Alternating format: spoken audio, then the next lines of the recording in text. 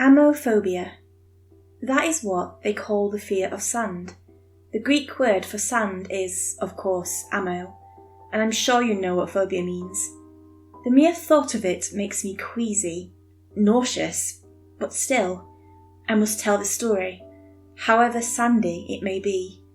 It's a story about the Nevada desert, a ghost town, and a church. I used to live in a small town in the desert. From it, us residents can see the towering mountains beyond, where it is dominated by a distinct red glow. I was a child when I lived there, no more than 15. My friends and enemies were also about that age, and in a small town, everybody knows one another. It's a bit cliché, but that's just how it was. It started after a sandstorm. We were supposed to stay indoors, away from it. These were dangerous, and I'd read about people being killed in them. Then, I hadn't really developed a phobia of the sands, but very soon I would. Again, we were supposed to stay indoors. But, being 15 and oddly rebellious, I, and my friends, did not. Indeed, we knew that such storms were a danger, but we didn't really pay the warning any mind. We were at the outskirts of town when it started, and soon it became deadly. We all clambered into the car of the oldest boy. His name was Jared, and he was our leader. We attempted to drive back to town, but very soon visibly vanished, and we were lost. Jared driving us aimlessly on what he thought were roads. Very soon, we hit a noticeable bump, and suddenly we weren't on any road. The car broke down very soon, and we were stranded amidst an ocean of sand. When it cleared, we saw a building in front of us. It seemed old, and I sure hadn't seen it around town. Perhaps we'd stumbled around the older sections I'd weirdly never bothered to venture out to. "Are we back?" the youngest of us questioned, the cousin of a friend who opted to join us.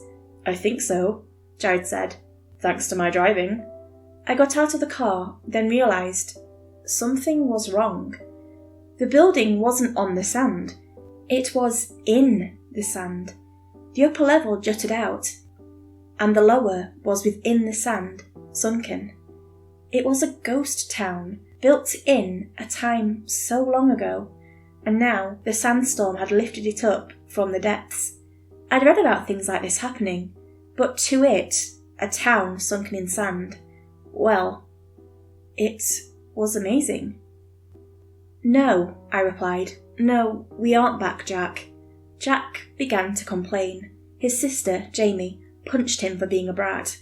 Jared walked out the car and marvelled along with me. Beyond the jutting building we discovered was more of the lost town.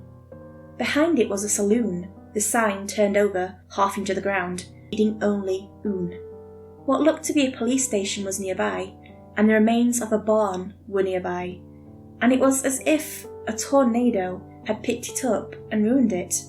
"I want to go home," Jack cried. "Shut up," his sister growled. Jared went back in, where he revealed a radio.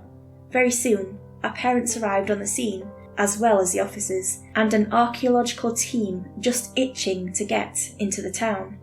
And then, all was well. We were sent back home, and I remember seeing us on the news, a headline reading, "Local kids discover a town sunken in sand," and I got a bit of pride from that. The archaeological team set up camp there, and they started visiting my town too, to restock on supplies, and very soon, business was booming. Archaeologists and their workers would stroll in, get a drink, socialise with the townspeople, then get out. I wondered what they did back at the site. Did they find treasure? Did they find ancient artefacts, cursed and evil? Very soon, I'd have the opportunity to find out for myself.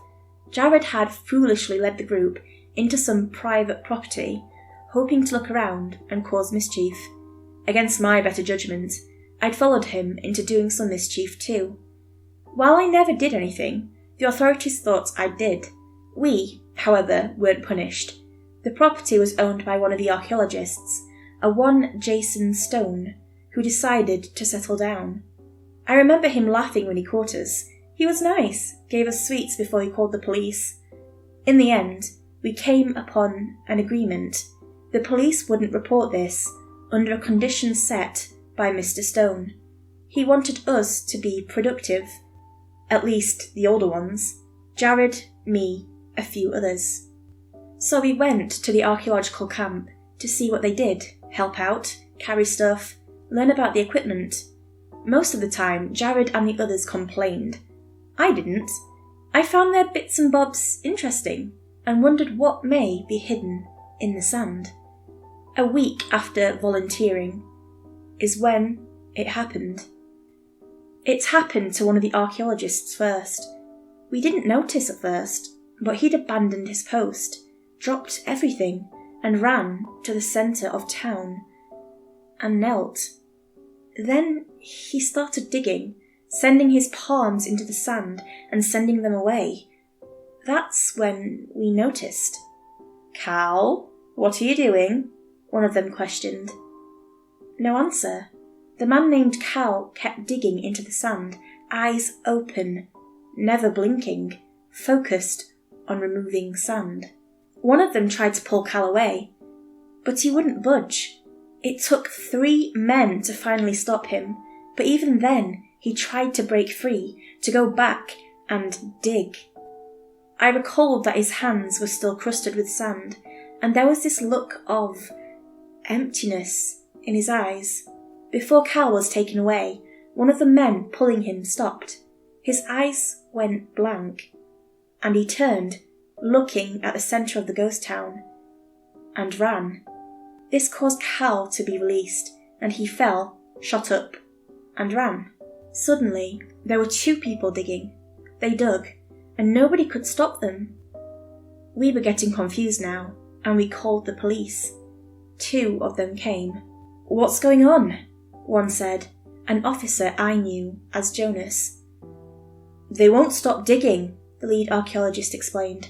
This, I learned, was Jason. "They won't. We've tried everything." "We'll handle this," the other remarked, going over. Midway, just as he tapped Cal on the shoulder, he stopped in his tracks, and I saw his eyes go blank. "Hey, Rob, you okay?" Jonas inquired. "I have to dig." And that was it. Rob bolted for the centre of town and started digging, removing the soft red sand with nothing but his fingers. The other 2 who had begun digging before didn't show any sign of stopping, and by now their fingers had gone red, bits and pieces of sand impaling their skin like shrapnel. Very soon the local doctors were here, and then the CDC. They informed us we were not to go anywhere and to remain within the bounds of the camp. In other words, we were under quarantine. People in hazmat suits began testing our blood. They were treating this as some sort of bizarre contagion. After all, it started with Cal, then the archaeologist, and then, when the officer tapped Cal's shoulder, it happened to him too. The doctor set up more tents and removed the ones the people digging had used. And so, for the rest of the day, I remained in my tent, scared and confused. When I got up the next morning, it wasn't just 3 people digging. No. Now, there were 6. One of the doctors, encased in hazmat, was in the centre, digging, with gloves on, but still in her bulky frame. Digging.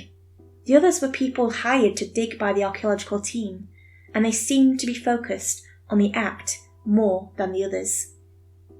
We couldn't remove them. They were too strong, too powerful. The doctors tried, but they were attacked by the others, who leaped up and lunged at them. And then there was the first casualty. It was Cal. He had worked himself to death.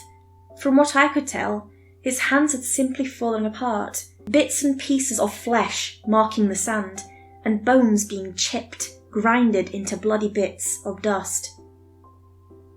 We only saw him collapse. He didn't scream. None of them scream. As soon as Cal fell, it was as if the now pit that was being dug called out to us. Suddenly, I turned beside me to Jared, who was eating a sandwich. "I have to dig," he uttered softly, dropping the sandwich, which fell to the sandy earth with a soft thump. Jared had been nowhere near the diggers. That's what we called them now. And it wasn't just Jared. No.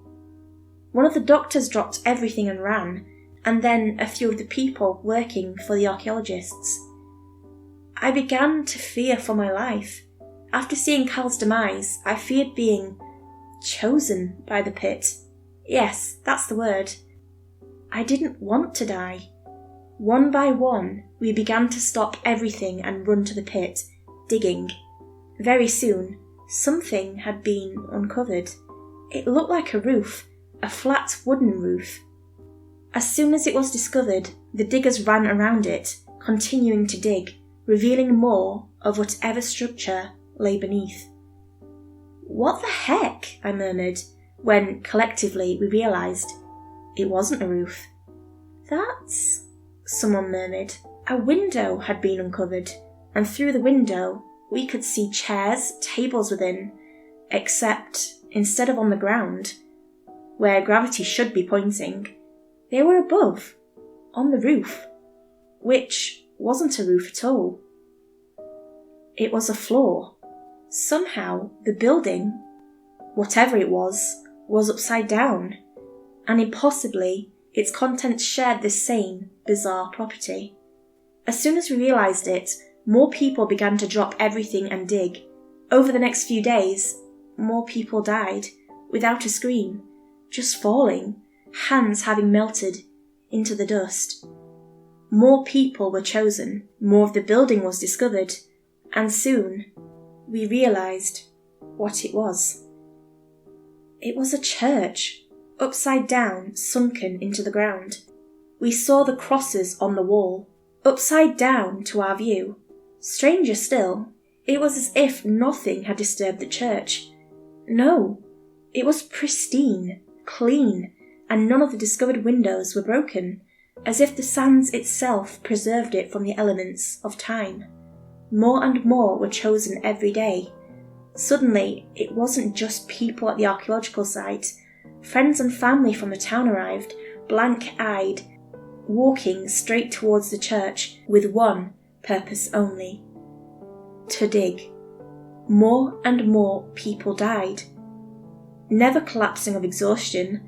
No, whatever had taken hold of them seemed to keep them intent of uncovering the church. And then, one day, I felt it call to me. I don't really know what happened to me during my time as a digger, but I remember feeling like digging was all I was meant to do. Nothing in my life mattered anymore. My whole purpose was to dig. And so I dug, digging and digging until my hands bled, never growing tired, never thinking of stopping, and suddenly we all stopped, fell to the ground, tired.